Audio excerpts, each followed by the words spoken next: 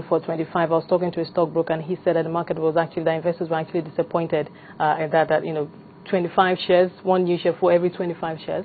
No, like I said, anybody who was expecting bonuses from the banks had a misplaced expectation. If you look at the number of shares listed, the banks are talking of 20-something billion shares on issue. And then if you do, for instance, people expect things like what used to happen in the past, where you hear things like 1 for 4 or 1 for 3, and that will further balloon the number of shares listed. So right now, with the number of shares listed, investors' expectation should be more of cash dividend. If the banks have to go back and continue with the issuance of the scrip dividend, then the banks will first have to do a reverse split.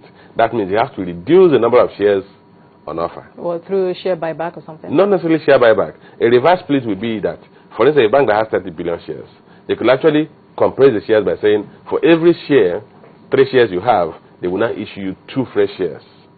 So instead of having 30 billion, they will now reduce their shareholding number of shares to 20 billion. That's what you call reverse split. They need to do that if they have to continue to issue bonuses. Do you think that some of the companies, even banks, some of the other banks felt pressured? Because when we had the first 3-4 banks coming out with their results, they declared quite impressive dividend. Zenith 160, Guaranty Trust Bank 155, and some others. Do you think that some other companies felt pressured, and that's why we saw like Okomo Oil, apart from the 7 cash dividend, they actually gave out a bonus share. We've seen 1 or 2 other companies doing the bonus share thing. Do you think there was pressure on other companies? No, I wouldn't think there's pressure. You see, the truth is that in managing a company, you must have a dividend policy. For a growth company, the dividend policy should be to retain earnings, pay less dividend, possibly do script issues to reward shareholders. For a company that has gone to a matured phase, then the reward to shareholders, the cash generated from business will be paid out as a reward to shareholders. So every company should have a dividend policy depending on its growth at the level in its growth phase. And I don't think any company that is worth so any good management will be stampeded by the dividend policy of a company that is in a different phase in its lifespan than you, and then you want to copy what they're doing. I think when I see a company that is paying out a lot of cash dividend, I want to assume that they did not have so much reinvestment opportunities within their business. Meaning they had extra cash?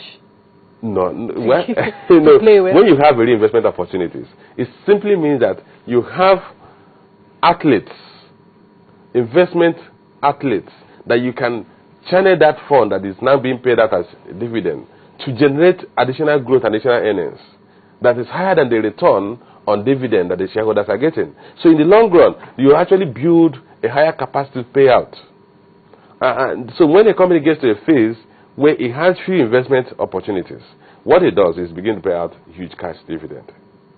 No, but how do we reconcile that with? Because you also said that yes, there should be a dividend obligation. On the part they should make provision for dividend, to their shareholders. And now you're saying, oh well, those that pay out, perhaps pay out a higher dividend or perhaps pay out at all, didn't have limited investment outlets. What I said, every company should have a dividend policy. Your dividend policy should be in line, in tandem with your growth plans. If you are at the early stages of growth, where you are at the spur stage of growing the company, the appropriate dividend policy should be to retain your earnings, reinvest the earnings in the business of the company. And possibly at that point, you're actually looking for additional capital.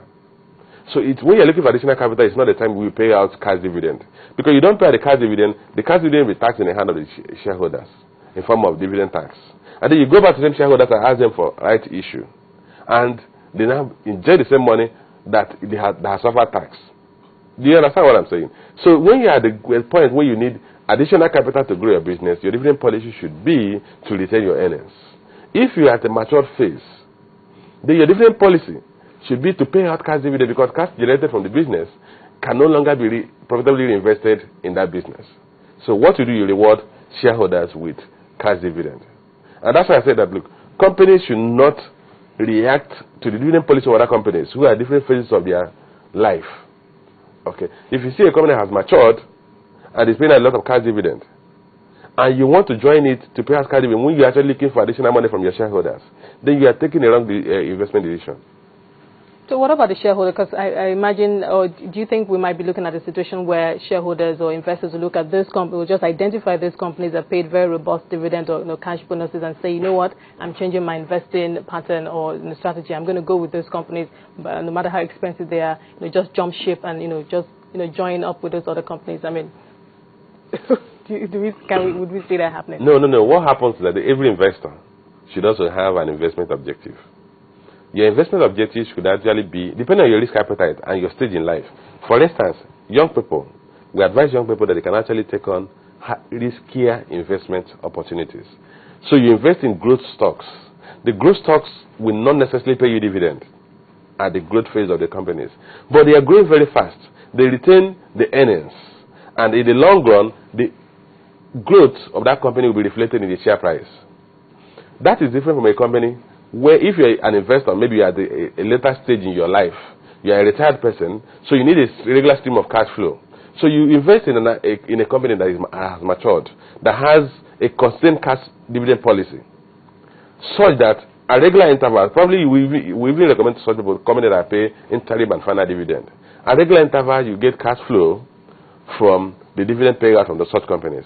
So it depends on what stage you are in life, the level of resources available to you, and your risk appetite, and your stream of income. If your income is now dependent on your investment, if your income is now more of an investment income, you are relying more on income you make from your investment, then it's advisable you invest a reasonable proportion of your assets in those companies that pay out cash dividends.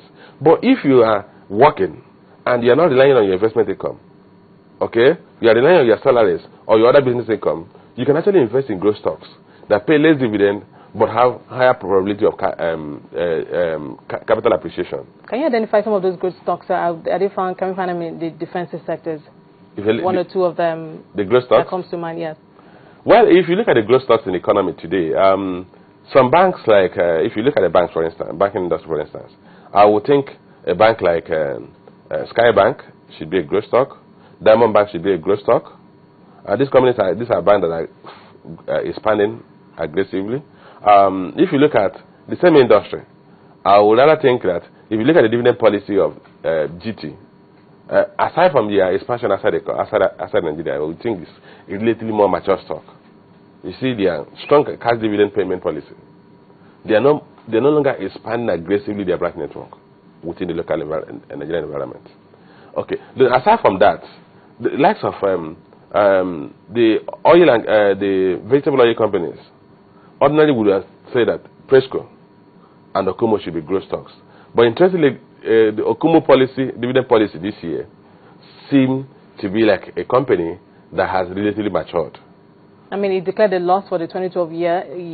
Despite that, it declared 7-year dividend and also a cash bonus. Yeah, that's why I said that if you look at the dividend policy, if we have to judge the policy of the company based on the dividend they declared for 2012, you will actually think it's not more of a mature stock. But I think there are a lot of investment opportunities in that sector. Okay, an opportunity for reinvestment of earnings, cash flow from operations. I think they have enough opportunities to reinvest those cash flow from operations. Okay, what just asked for us, Sir Johnson? We need to take a break at this point. I've been talking to Johnson Chukwu, Managing Director, Carry Asset Management. We've been looking at the market in April. We'll be right back after this time out.